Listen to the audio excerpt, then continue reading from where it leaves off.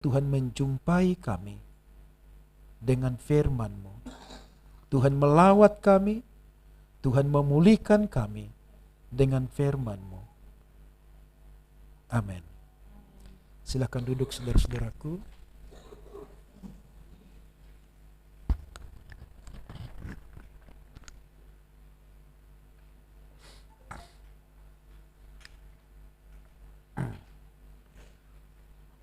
Shalom saudara-saudaraku.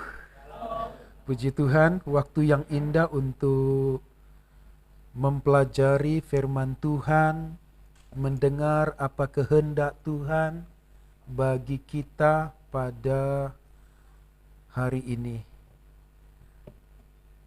Tema kita pada hari ini adalah hidup dalam kerajaan Allah. Hidup dalam kerajaan Allah. Mari kita membuka Kisah Rasul pasal 1 ayat 3 sampai dengan 8. Kisah Rasul pasal 1 ayat 3 sampai 8. Kalau saudara sudah menemukan, amin. Baik, mari kita membaca bersama-sama. Saudara bisa mengikuti atau mengeluarkan suara, sebab dengan membaca mengeluarkan suara akan menolong kita mengingat firman dan lebih kuat tertanam di hati pikiran kita. Demikianlah firman Tuhan. Kepada mereka ia menunjukkan dirinya setelah penderitaannya selesai, dan dengan banyak tanda ia membuktikan bahwa ia hidup. Sebab selama 40 hari ia berulang-ulang menampakkan diri dan berbicara kepada mereka tentang kerajaan Allah. Pada suatu hari ketika ia makan bersama-sama dengan mereka, ia melarang mereka meninggalkan Yerusalem dan menyuruh mereka tinggal di situ menantikan janji Bapa. Yang demikian katanya, telah kamu dengar daripadaku, sebab Yohanes membaptis dengan air, tetapi tidak lama lagi kamu akan dibaptis dengan Roh Kudus. Maka bertanyalah mereka yang berkumpul di situ, Tuhan, maukah engkau pada masa kini memulihkan kerajaan bagi Israel? Jawabnya, engkau tidak perlu mengetahui masa dan waktu yang ditetapkan Bapa sendiri menurut kuasanya. Tetapi kamu akan menerima kuasa kalau Roh Kudus turun ke atas kamu. Dan kamu akan menjadi saksiku di Yerusalem dan di seluruh Yudea dan Samaria dan sampai ke ujung bumi. Amin.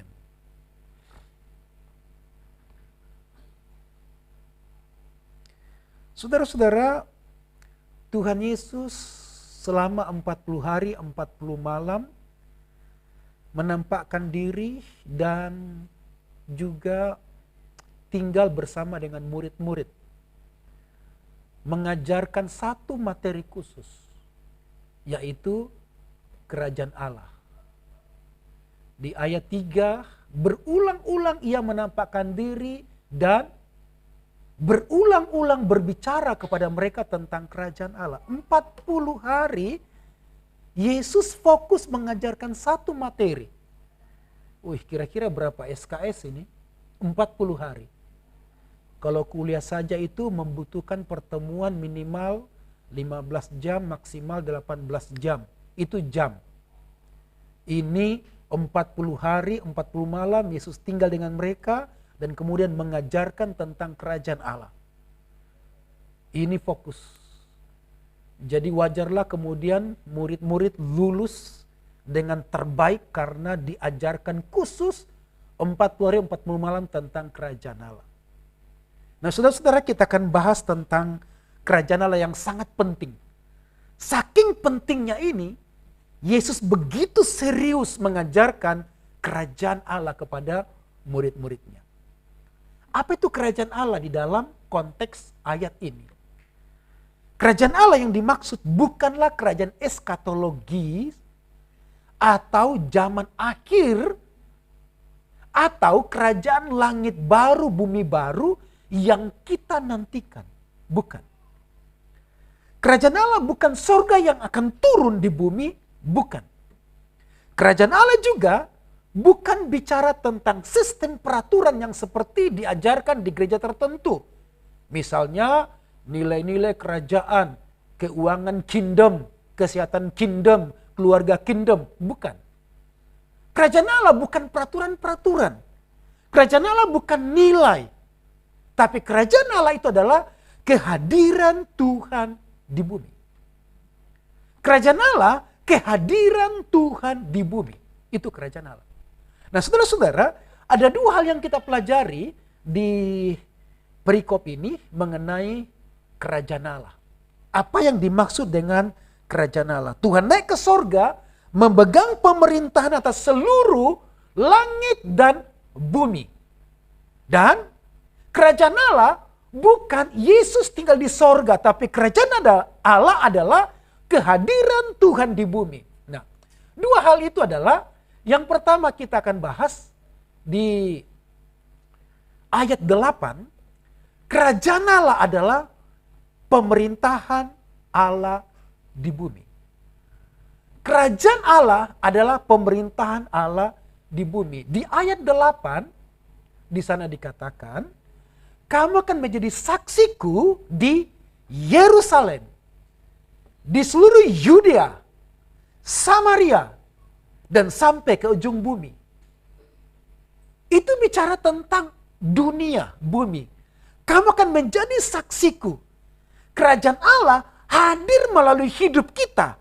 Dihadirkan dalam hidup kita. Dan menjangkau orang lain. Menjangkau bangsa-bangsa. Kerajaan Allah bukan tentang sorga. Tapi kerajaan Allah adalah tentang Tuhan memakai kita. Kerajaan Allah, pemerintahan Tuhan yang hadir di bumi. Jadi Tuhan akan memerintah di hati semua orang. Itu kerajaan Allah. Tuhan Yesus pertama kali mengungkapkan ini. Sebelumnya Yohanes Pembaptis berkata, bertobatlah sebab kerajaan sorga sudah dekat. Matius pasal 3 ayat 2. Lalu kemudian Yesus hadir dalam Matius pasal 4. Ayat 23 berkata, bertobatlah sebab kerajaan Allah sudah dekat. Kerajaan Allah hadir di bumi, yaitu kehadiran Tuhan Yesus. Jadi Yesus mau hendak memerintah di hati semua orang. Tapi bagaimana Yesus bisa memerintah di hati semua orang? Maka mereka harus mendengar Injil Yesus. Injil kerajaan Allah. Dan mereka bisa mendengar Injil Yesus. Memang sudah ada YouTube. Memang sudah ada Facebook. Tetapi kalau jari kita tidak sampai enter. Jari kita tidak sampai ngupload di YouTube. Tapi mereka yang punya wifi. Sekarang orang buka YouTube. Buka WA. Bukan untuk dengar firman. Tapi untuk baca cerita-cerita.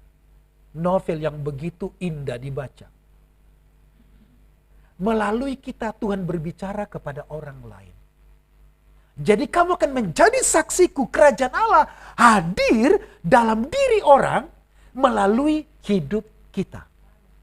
Kerajaan Allah mereka bisa tanggapi, mereka bisa dengar dan percayai melalui hidup kita. Kamu akan menjadi saksiku di Yerusalem.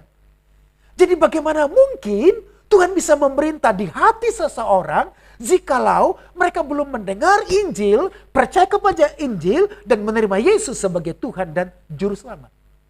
Injil adalah kehadiran Tuhan di bumi. Injil adalah Yesus hadir, Yesus memerdekakan hidup seseorang, Yesus mati di kayu salib untuk menyelamatkan, dan Yesus bangkit dari kematian. Itu Injil. Jadi Injil datang untuk menolong semua orang. Kerajaan Allah bicara tentang otoritas dan kuasa, bukan sistem. Itu berarti menerima Yesus, menerima Injil Yesus, maka menghadirkan kerajaan Allah dalam diri seseorang. Menerima Yesus sebagai Tuhan dan Juru Selamat, maka kerajaan Allah hadir dalam diri orang itu. Tidak menunggu sampai kita mati, lalu masuk kerajaan Allah, kerajaan sorga.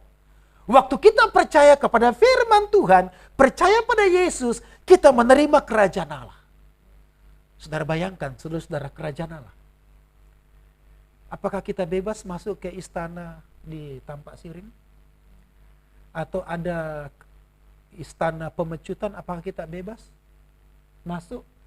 Bagaimana suasana orang yang tinggal di istana? Bagaimana zaman kerajaan yang lalu orang-orang yang tinggal dalam kerajaan hidupnya dalam keadaan terjamin, hidupnya dalam keadaan aman, tidak ada ketakutan, sebab mereka tahu ada pengawal berjaga-jaga di depan. Sekarang dengar saudara, menerima Yesus, maka kita menerima kerajaan Allah. Apakah kita masih takut, masih khawatir, kalah dengan semua pengawal-pengawal di bumi, kalah dengan semua tentara-tentara di bumi, karena tentara sorga lebih hebat. Menerima Kristus adalah menerima jaminan dari Tuhan. Menerima Kristus maka juga menerima kerajaan dari Allah. Menerima Kristus berarti mempersilahkan Yesus memerintah dalam hidup kita. Kita memberi Yesus otoritas, kuasa untuk mengatur hidup kita. Galatia 2 ayat 20 berkata, namun aku hidup bukannya aku lagi, melainkan Kristus yang hidup di dalam aku. Aku hidup bukan aku lagi. Kristus yang hidup dalam aku itu berarti mengakui otoritas Yesus sebagai Raja. Jadi kalau kita memiliki kerajaan Allah, maka kita warga kerajaan Allah, Tuhan sebagai Raja kita, Dia Tuhan kita, Dia yang berhak memiliki otoritas tertinggi untuk mengatur hidup kita. Mengapa kita mengalami stres? Kita yang jadi raja. Kita yang punya kerajaan diri sendiri. Kita punya kerajaan di rumah. Suami-suami bukan raja di rumah. Bukan. Maka seenaknya bisa mengatur atau seenaknya bisa memukul, maka seenaknya bisa melukai. Tapi suami, ya. Ngomong-ngomong siapa imam di rumah? Ya, siapa imam di rumah? Terus yang tidak punya suami? Saya beritahu, saudara salah selama ini ya. Iya. Saudaranya.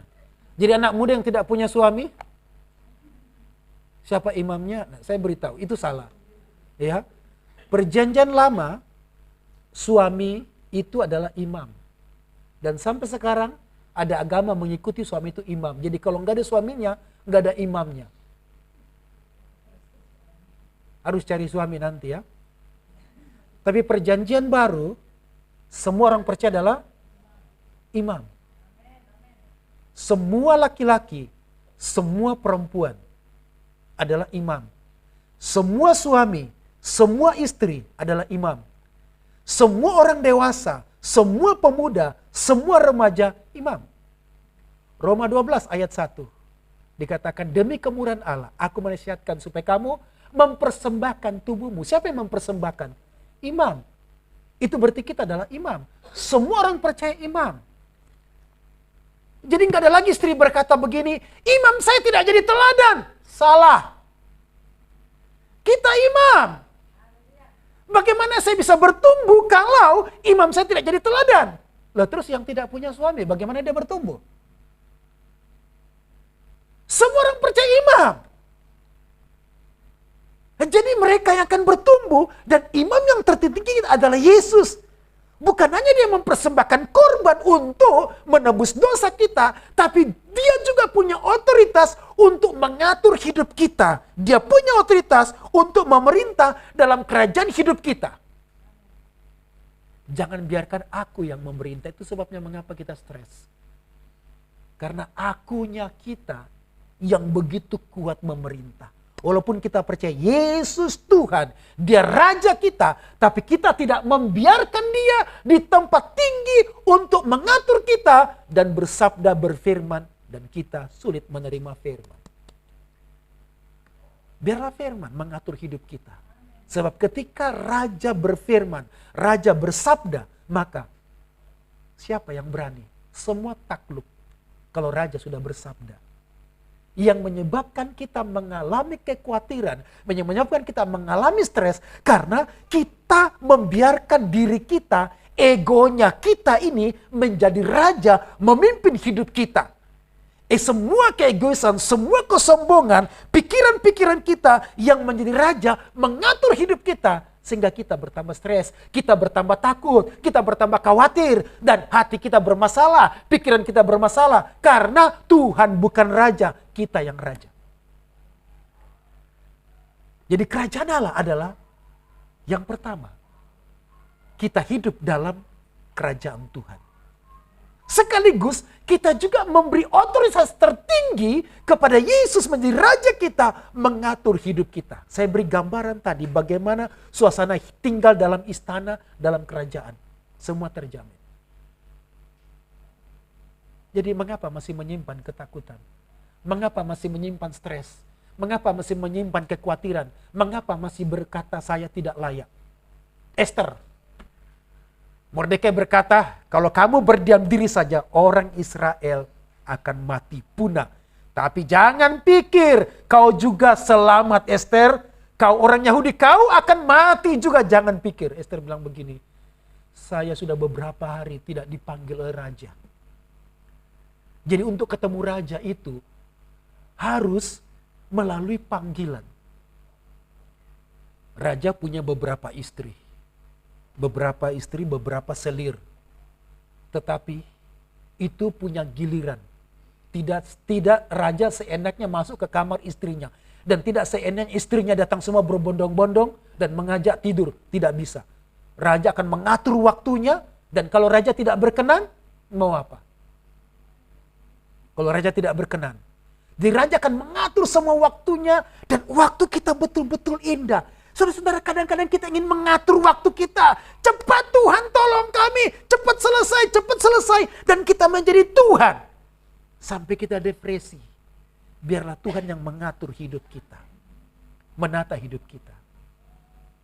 Yang pertama saudara-saudara, kerajaan Allah adalah Allah memerintah dalam hidup kita. Bukan hanya di bumi, tapi Allah memerintah di hidup kita. Allah memerintah di hati kita.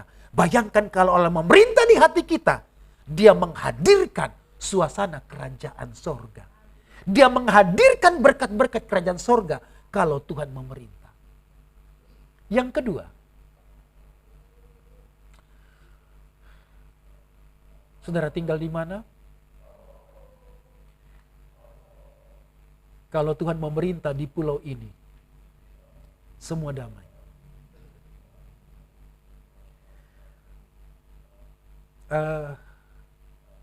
Ada percakapan pencetus dari Kristen progresif yang saya sempat dengar di YouTube. Pencetus Kristen progresif ini ditanya, kalau semua orang Indonesia ini percaya Yesus,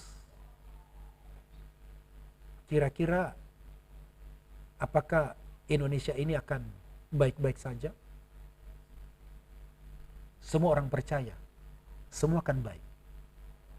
Tapi kalau Kristen belum tentu. Kalau semua masuk Kristen belum tentu aman dan damai. Karena di penjara ada banyak namanya Matius, ada banyak namanya Petrus dan mereka Kristen.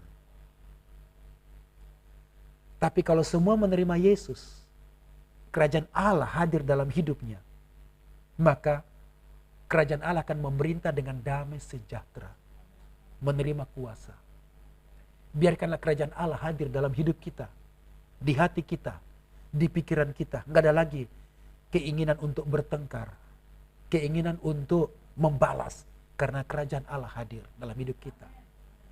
Dan kerajaan Allah akan melayakkan setiap orang-orang, setiap umatnya untuk datang tanpa kenal waktu. Nggak ada waktu kan kita berdoa? Nggak ada waktu tiga kali dalam sehari seperti orang-orang Yahudi? Atau 5 kali? Atau Raja Daud berkata, 7 kali dalam sehari aku memuji-muji engkau. Kita tidak membutuhkan 7 kali, tapi kita membutuhkan setiap saat. Nah susahnya karena nggak ada tekanan waktu, jadi agak susah datang menyembah ya. Saya begitu salut dengan orang-orang yang punya waktu-waktu khusus. 5 kali saya pernah berkunjung bertamu ke rumah teman, dan waktu jam sholat saya ditinggal. Maaf ya, saya mau sholat sebentar. Keren. Orang Kristen ketawa padahal sudah jam doa, sudah jam ibadah, masih ketawa, sebentar lagi masih penyembahan. Biarkan Tuhan mengatur hidup kita. Yang kedua, saudara-saudara, kerajaan Allah adalah pemulihan hidup orang percaya. Bukan hanya pemerintahan, tapi pemulihan hidup orang percaya. Perhatikan di ayat 4 dan 5, di mana Tuhan berkata di sana, pada suatu hari ketika ia makan bersama-sama dengan mereka, ia melarang mereka meninggalkan Yerusalem dan menyuruh mereka tinggal di situ menantikan janji Bapa yang demikian katanya. Telah kamu dengar daripadaku sebab Yohanes membaptis dengan air, tetapi tidak lama lagi kamu akan dibaptis dengan Roh Kudus. Penerimaan Roh Kudus adalah menerima kuasa. Menerima Roh Kudus adalah menerima otoritas. Menerima Roh Kudus, menerima pemulihan. Dan Yesus berkata, adalah lebih baik kalau aku pergi meninggalkanmu. Lebih baik kalau aku pergi. Tapi kamu tidak seorang diri. Kamu tidak tinggal sebagai yatim piatu. Aku akan memberikan seorang penolong lain. Semalam kita bicara 2 penolong kita, Bapa dan Tuhan Yesus. Ini sudah cukup. Ini sudah cukup. Ditambah dengan Roh Kudus. Saudara-saudara, mengapa kita membutuhkan 3 pribadi, Bapa, Anak, dan Roh? 3 ini begitu hebat. Satu saja sudah hebat untuk menolong kita. Satu saja sudah hebat untuk memulihkan kita. Apalagi 3. Tidak benar kalau ada orang Kristen yang tinggal hidupnya stres sampai mati. Tidak benar, dia tidak menemukan Tuhan. Tidak benar ada orang Kristen yang seumur hidupnya Kristen, hari ini sampai dia mati, tapi tidak mengalami pertolongan Tuhan. Satu saja sudah cukup, apalagi 3. Oh, ini kekayaan kita luar biasa. Ditambah dengan orang-orang percaya, ditambah dengan gereja. Wah, ini kekayaan yang luar biasa. Bayangkan orang di luar sana, Tuhannya saja tidak real. Lah kita Tuhan kita, Bapa, Anak, dan Roh, ini sudah menjamah hidup kita. Apalagi ada lagi orang-orang percaya. Jadi kerajaan Allah adalah pemulihan karena Roh Kudus tinggal di hati kita. Setiap orang yang percaya dan menerima Tuhan Yesus dalam hidupnya, maka ia juga menerima Roh Kudus memimpin hidupnya.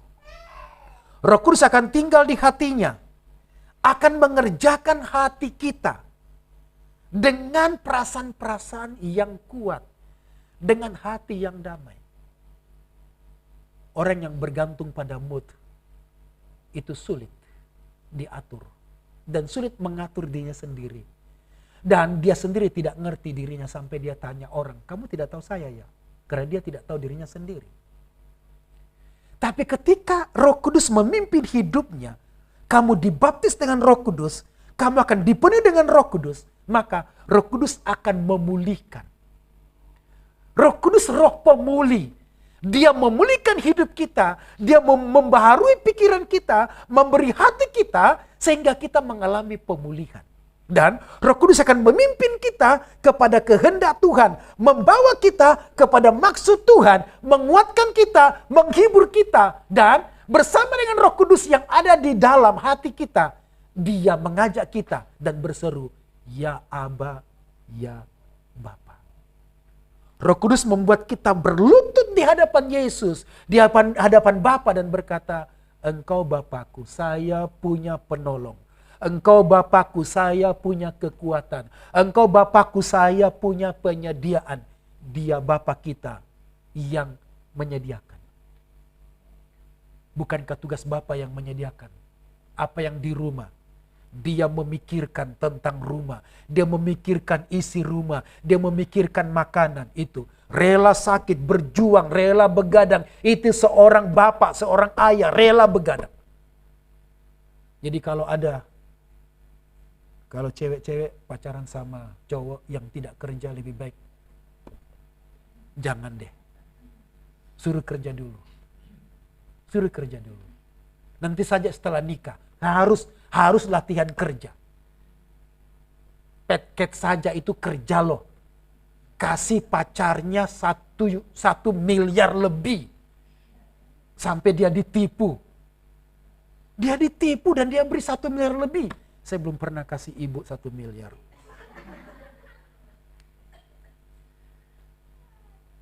Dia diambil. Belum jadi ayah, belum jadi bapak. Sudah diambil uangnya. Dan hebat, keren. Ya.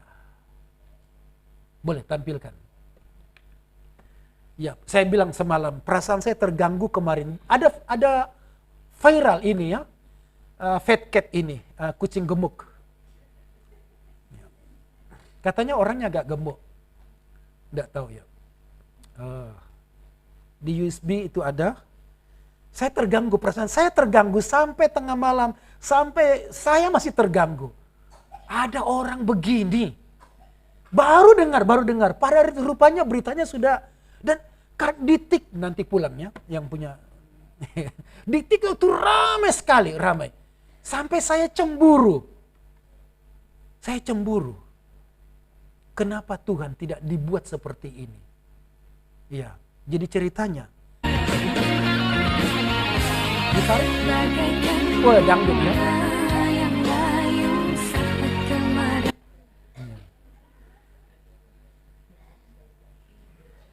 Dan jadi dia adalah pacaran melalui games ya. Seorang, rupanya dia adalah gamer nomor 1. Saya baru dengar semalam. Cari lagi datanya. Dia adalah seorang gamer orang 1 di China. Sampai bisa menghasilkan 1 tahun 1 miliar. Wah, Pak Meki sudah berapa kerja? Berapa tahun kerja sudah dapat? 1 tahun 1 miliar. Itu diberi kepada ceweknya. Ini keterlaluan. Bukan ceweknya keterlaluan, cowoknya. Nah, sepanjang jalan ini, orang-orang itu kasih makanan McD, roti McD sepanjang jalan. Karena di akhir hidupnya itu sebelum itu dia ngomong sama pacarnya. Karena semua uangnya katanya 1,3 M sudah dikirim. Dan terakhir waktu diputusin dia masih sempat kirim 130 juta. Sudah diputusin. Kan dijanji mau nikah. Tapi terakhir dia kirim bunga pertama berapa? 760 bunga dikirim. Artinya 760 hari masa pacarannya. Bapak-bapak sudah pernah begitu? Ya, nanti kirim aja pakai bunga WA ya. Bunga WA. Lalu dikirim uang 130 juta. Itu. Dan sebelumnya dia berkata begini, yang saya pengen makan McD. Karena selama pacaran belum pernah makan di McD, bayangkan loh. 1,3 M. Yang lain mengatakan 1,8 M. Dikirim. Tapi 2 tahun itu tidak pernah makan McD. Setiap hari dia hanya makan, dia makan 20.000 sekali makan. 20.000, saudara makan 1 hari berapa? Uangnya 1,3 M loh. Tapi dia kirim ke pacarnya.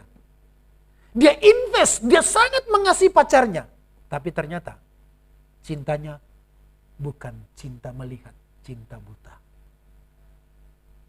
Saudara-saudara, ada lagi? Yang kedua, film yang kedua. Di USB itu ada 2 film. Nah, saya iri karena ribuan orang, mungkin jutaan, seluruh China datang ke jembatan itu merayakan.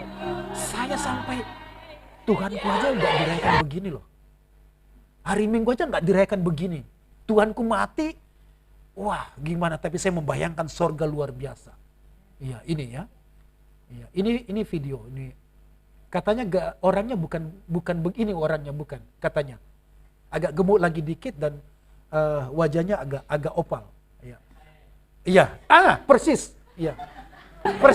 Persis kayak Om Pian ya. Iya, mukanya persis. Hanya ya, jangan mati muda ya. Nah, yang korban miliaran aja ditinggal, apalagi yang bermodal. Jangan lupa makan. Selamat pagi ya. Selamat pagi ya. Apa kabarmu? Ditinggal.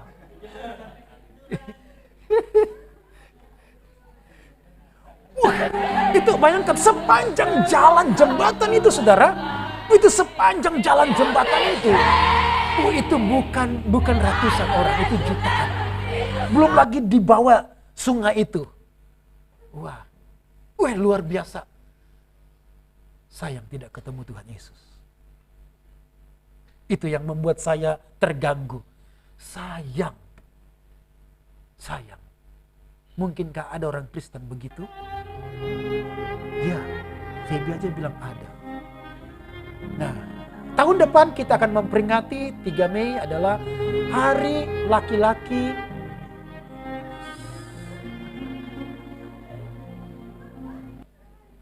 Hari laki-laki lemah.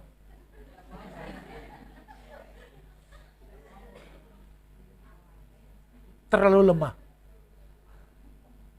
Ternyata bukan orang kaya. Tapi hebatnya kalau ada orang mengasihi Tuhan luar biasa seperti itu, jor-joran sampai tidak peduli pada dirinya. Tapi sorry, Tuhan kita tidak begitu. Dia tidak menerima, dia tidak mengambil. Tapi dia memberi. Itu kerajaan Allah. Dia memberi. Dia tidak menerima, Dia Tuhan, dia tidak kekurangan. Kita memberi persembahan bukan berarti dia kekurangan. Terima kasih untuk persembahan saudara. Tetapi itu latihan bagaimana memberi dan investasi untuk kerajaan Tuhan. Dia tidak mengambil untuk kesenangannya, tapi dia memberi, dia menyediakan untuk kita. Bagaimana kalau semua orang percaya menemukan kerajaan Allah seperti ini, cintanya luar biasa kepada Tuhan, begitu hebat, sampai lupa makan. Tapi Tuhan ingatkan kita untuk makan, saudara. Tidak ada orang Kristen, tidak ada orang percaya, tidak ada hamba Tuhan. Kemudian dia pelayanan, lalu kemudian dia sakit, dia hidup dalam penyesalan. Gak ada. Karena dia menemukan berharga Yesusku, Juru Selamatku dari semua yang kuberikan. Berharga keselamatanku yang diberi Tuhan dibanding dengan apa yang kuberi untuk Tuhan. Terlalu berharga. Saudara-saudaraku, kerajaan Allah adalah pemulihan. Bahkan Yesus berkata, kalau aku berdoa kepadamu dan setan pergi, terjadi mujizat, maka dalam dirimu ada kerajaan Allah. Kerajaan Allah adalah pemulihan. Menerima Injil kerajaan Allah maka mengalami pemulihan. Ya, ditutup dulu ini.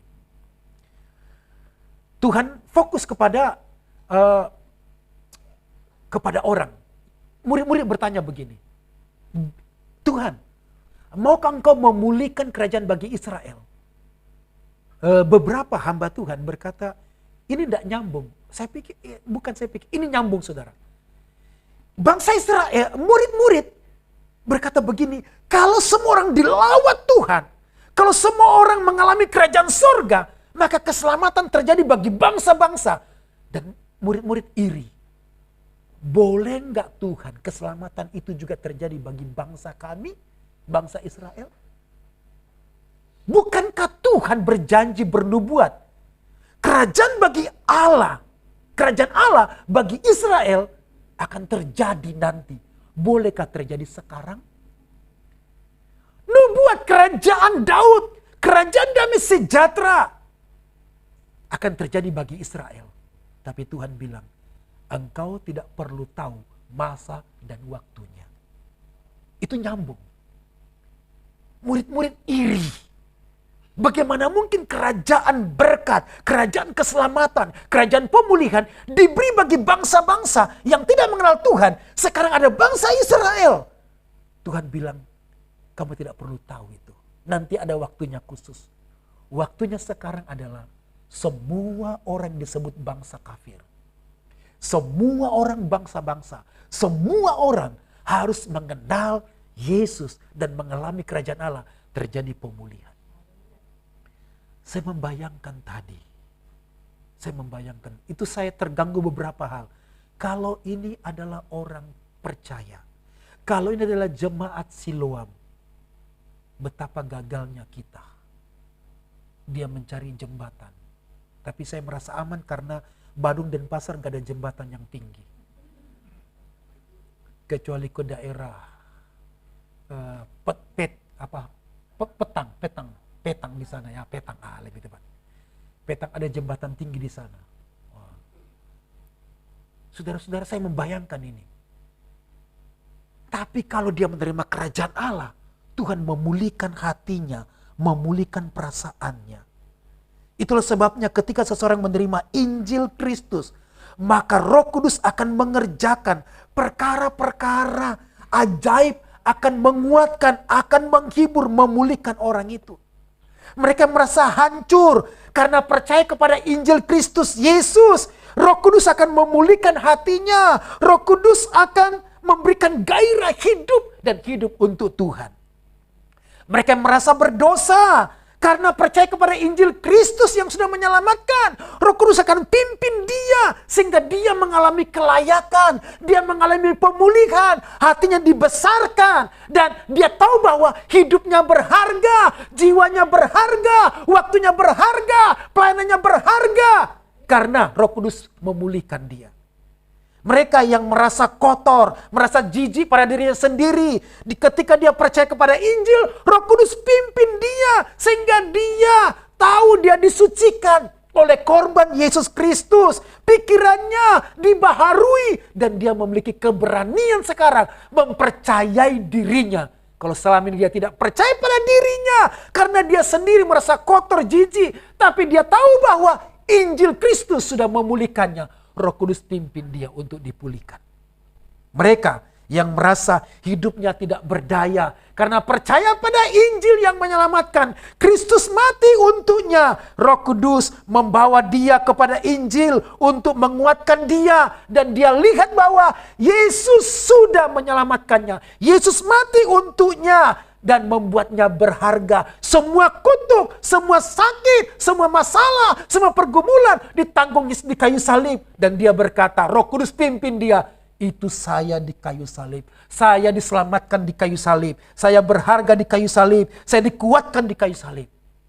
Kalau mereka merasa dalam kesedihan, dia percaya pada Injil, Roh Kudus pimpin dia, maka Roh Kudus akan memberikan kekuatan, penghiburan, karena dia tahu bahwa Yesus dekat dengan orang-orang tersingkirkan, Yesus dekat dengan orang-orang terbuang, Yesus dekat dengan Sakeus, Yesus dekat dengan Matius, Yesus dekat dengan orang-orang pelacur, dengan orang-orang yang berdosa, dan Yesus sangat mengasihi.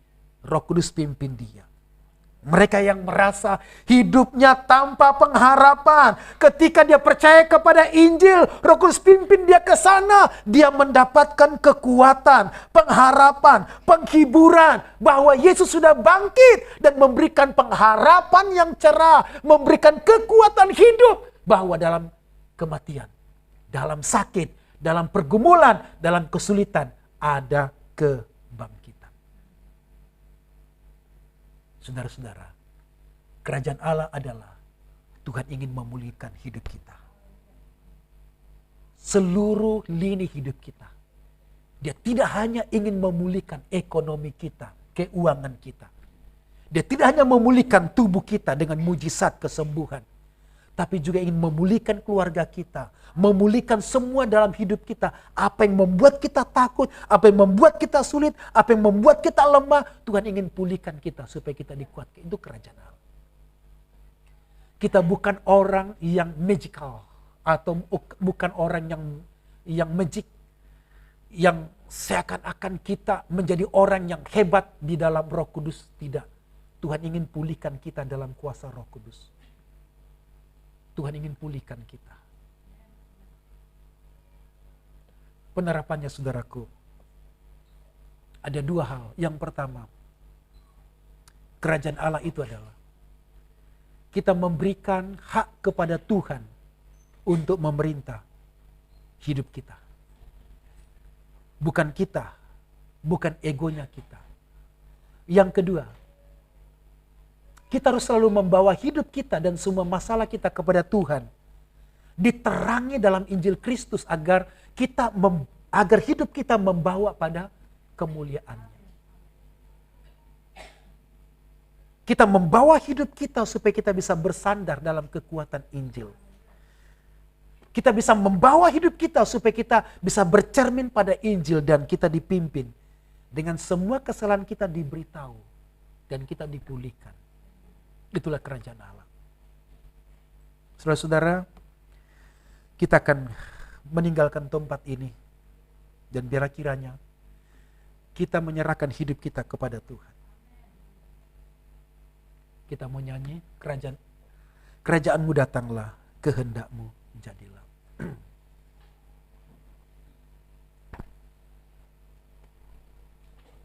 Biarlah kerajaan Allah memimpin kita. Biarlah kerajaan Allah hadir dalam hati kita. Kerajaan Allah